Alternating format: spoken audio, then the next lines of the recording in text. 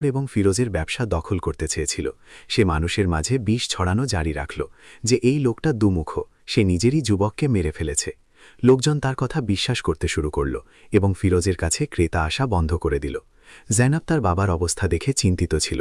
সে বলল, আব্বাজান, আমাদের ইমরানকে খুঁজে বের করতেই হবে, সে নিশ্চয়ই বেঁচে আছে। ফিরোজ দীর্ঘশ্বাস ফেলে বলল, আমি আমার লোক পাঠিয়েছি, এখনও কোনো খোঁজ পাওয়া যায়নি। এখন শুধু আল্লাহই আমাদের সাহায্য করতে পারেন। ইমরানের দাদিমা প্রতিদিন দরজায় বসতেন এবং পথের দিকে তাকিয়ে থাকতেন। আমার নাতি আসবে, আমার মন বলছে। লোকদের তার উপর দয়া হতো, কিন্তু দাদিমায়ের ঈমান মজবুত ছিল। তিনি প্রতি নামাজে ইমরানের ফিরে আসার দোয়া করতেন।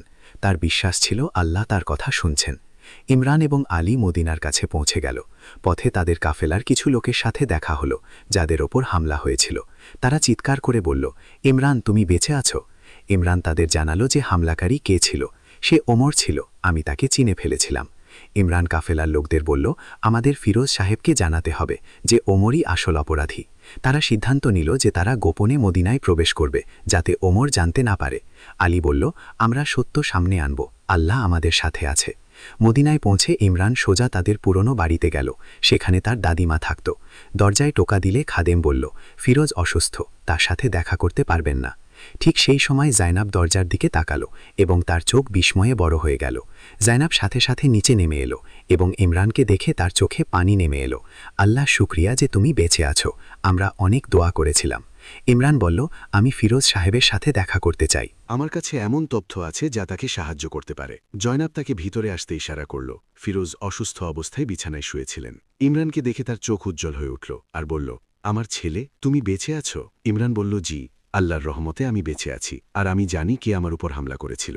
সে ওমর ছিল এবং সেই আপনার বদনাম করেছে। ইমরান ফিরোজ এবং জয়নাবকে পুরো ঘটনা শোনালেন, কিভাবে ওমর তাকে মেরেছিল এবং কাফেলা লুট করেছিল। আলী এবং কাফেলার লোকেরাও তার সাক্ষী দিল। আমাদের ওমরকে অনুমোদিত করতে হবে, কিন্তু আমাদের প্রমাণ চাই। আলী হাসল এবং বলল, আমার কাছে একটা পরিকল্পনা আছে। পরদিন খবর ছড়ালো, মরুভূমি থেকে বধূগোত্রের কিছু সওদাগার এসেছে, যাদের কাছে অনেক দামি মাল আছে, যা তারা বিক্রি করতে চায়। ওমর সাথে সাথে আগ্রহ দেখালো। সে লোভী ছিল। ওমর তাকে বাজারের এক বিশেষ জায়গায় দেখা করতে বলল। সেখানে আগে থেকে ইমরান আর কিছু লোক বসেছিল। যখন ওমর এলো, আলী তাকে চুরির মাল দেখালো, যা ফিরোজের কাফেলা থেকে লুট করা মাল ছিল।